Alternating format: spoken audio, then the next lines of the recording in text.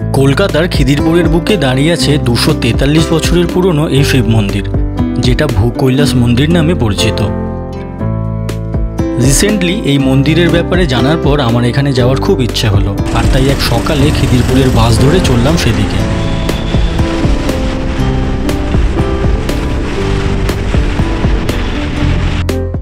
Hello বন্ধুগণ, welcome to Banga backpacker. আমি শুভাশিস।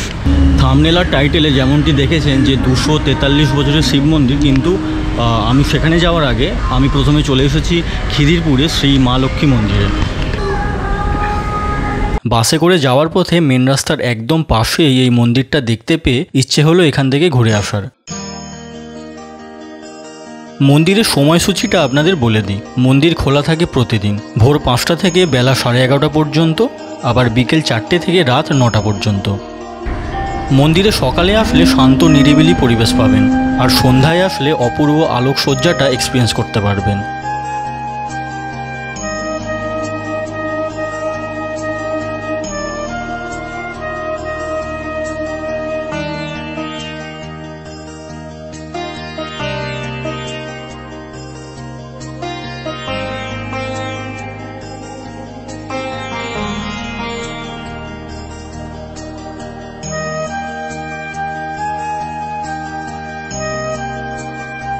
মন্দিরের করিডোর দিয়ে ভিতরে ঢুকলে দেখতে পাওয়া যায় মা লক্ষ্মীর এই অপূর্ব মূর্তিটি।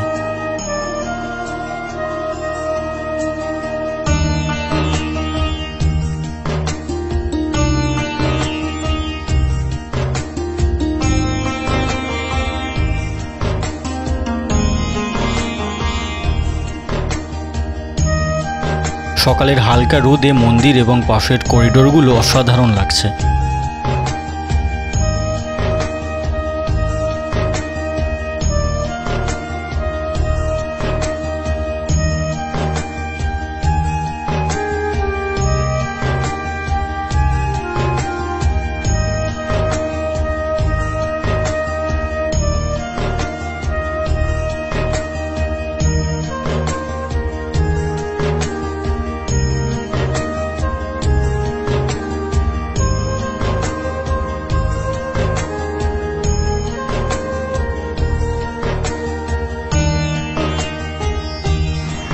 আমি এবার গুগল ম্যাপ দেখে অলিগলি দিয়ে চলেছি এই ভিডিওর মেন অ্যাট্রাকশন ভূকৈলাস মন্দিরে। দুটো মন্দিরের লোকেশন ভিডিও ডেসক্রিপশনে দেওয়া আছে, আপনারা ম্যাপ দেখে সহজেই এখানে চলে আসতে পারবেন। অথবা যদি আরও ফার্দার ইনস্ট্রাকশন লাগে তো আপনারা আমাকে ইনস্টাগ্রামে ডিএম করতে পারেন। আমার ইনস্টাগ্রাম হ্যান্ডেল বঙ্গ_ব্যাকপ্যাকার। চলে আসলাম ভূকৈলাস মন্দির। মেন রাস্তা থেকে একটু ভিতরে একদম লোকালয়ের মধ্যেই অবস্থিত এই মন্দিরটি। ভিতরে ঢুকলে প্রথমে চোখে পড়বে নন্দীর এই কালো পাথরের মূর্তিটি।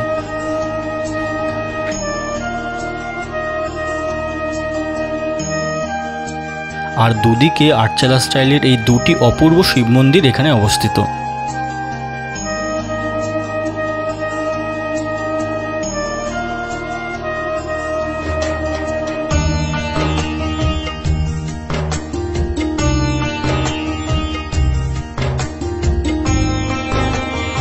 এছাড়া সামনে আছে একটি বড় জলাশয়, যেখানে বসে মন্দিরের সৌন্দর্য ও পরিবেশটা দারুণভাবে উপলব্ধি করা যায়।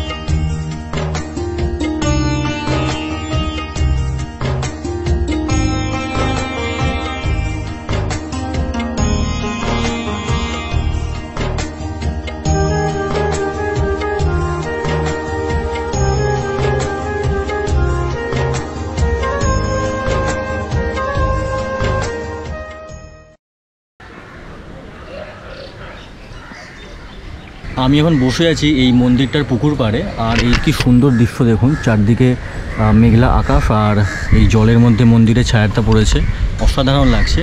তো যাই হোক, এই মন্দিরের যদি আমি ইতিহাস বলি তাহলে বলতে হয় 1781 সালে রাজা জয়নারায়ণ ঘোষাল এই মন্দিরটা স্থাপন করেছিল।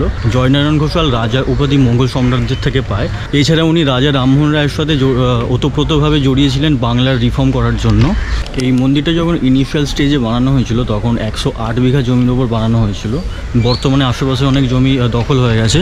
তো বর্তমানে এই মন্দির চত্বর আছে, সামনে একটা বড় পুকুর আছে, আর যেমনটা দেখালাম দুটো আটচালা স্টাইলে মন্দির আছে। তো যাই হোক, এই দেখুন কি সুন্দর মন্দির কমপ্লেক্স। সকালবেলা স্থানীয় মানুষের এখানে মর্নিং ওয়াক, আড্ডা এগুলোও বেশ দেখা যায়। আজকে এই মেঘে ঢাকা আকাশের নিচে জলাশয়টির পাশ দিয়ে হেঁটে যেতে আমার দারুণ লাগছে।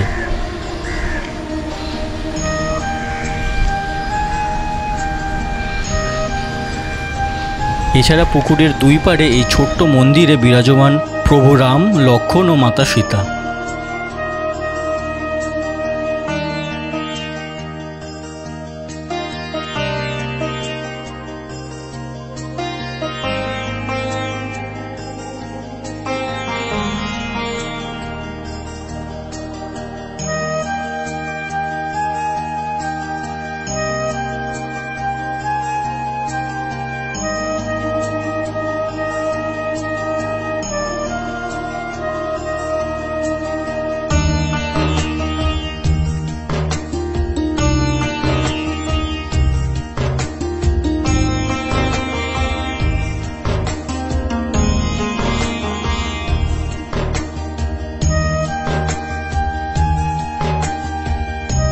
তো বন্ধুরা, আজকের এই মন্দিরের ভিডিওটা কেমন লাগলো আমাকে কমেন্ট করে জানাবেন।